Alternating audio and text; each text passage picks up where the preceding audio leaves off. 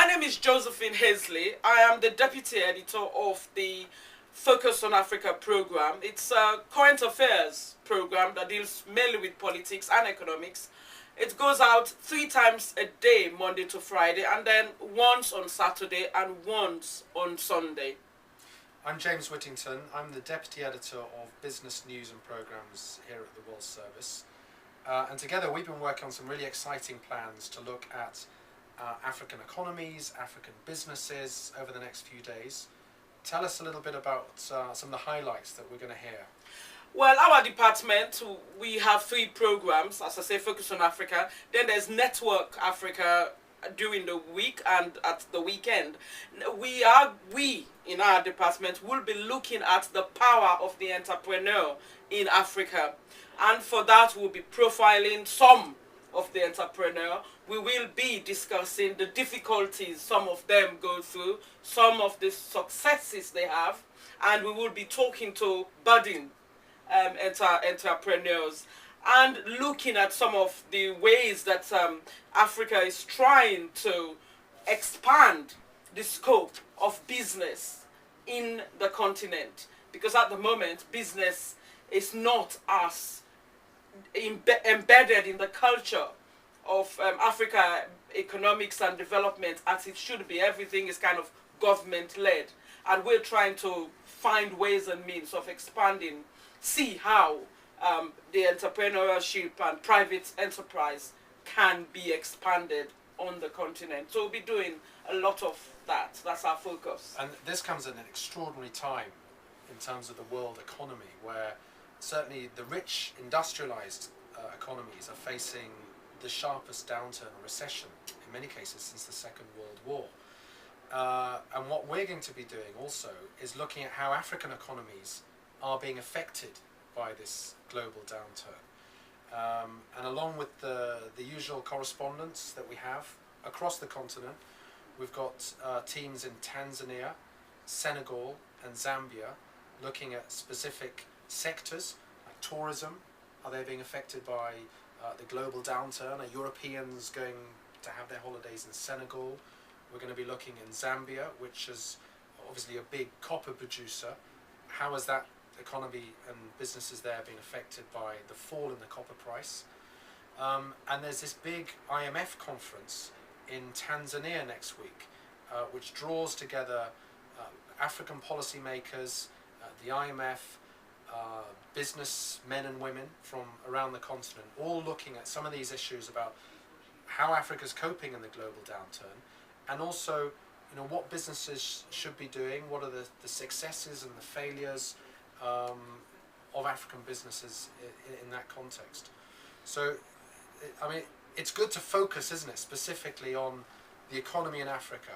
Well, it is, because, governments cannot employ everybody. They've tried it in the past, and they end up shedding the jobs of so many people. Gradually, Africa is beginning to realize that to expand the economy, you need to encourage private sector enterprise. So you see, we will be covering as well our network of correspondents all over Africa. They are in, most of the African countries. They will be doing that. We have, say, for example, John James will be looking at trying in Ivory Coast. They produce cocoa. How they are trying to ensure that the cocoa that is produced in Ivory Coast is manufactured and sold right through the country, so that you're not having the raw material but not having added value onto the cocoa that is produced. For example, so he's got a particular piece from a chocolate factory. From the chocolate, exactly. From the chocolate factory, there is going to be a piece on that. Of course, we're also looking at, like in Ghana, we will be. There's the African businessman who has a big company in Ghana, and we will be taking some people to go and see him, those budding entrepreneurs, to go and do like the Dragon's Den. The Dragon's Den. They will be going like the Dragon's Den kind of approach, whereby the budding entrepreneurs will go and see this established entrepreneur, businessman in Ghana, ask questions of their produce. We would be giving advice as well. We will be having experts who will be giving advice as to how you start a business, what are the problems. We will be talking like to governments as well to find out what the climate is like for business, and why aren't they bringing down the barriers on that stops a business person from, that stops a businessman from expanding, for example. So access to loans and credit from banks. Precisely. We will have this man, self-made man self-made businessman in Egypt, for example, who started his car washing or cleaning company, and he refused to go to the government to get a loan. So he will be telling us how he self-financed his operation that is growing. I mean, it is those sort of personal stories that we want to use to inspire others to take up business, so that they can see that it can be done. It's not easy, because Africa unfortunately lacks the infrastructure really for business, getting the loans from banks. We will be doing a program on that, a piece on that. How do you get a loan, from a bank? Yeah. For example, the laws that govern business in these various countries that prevent people from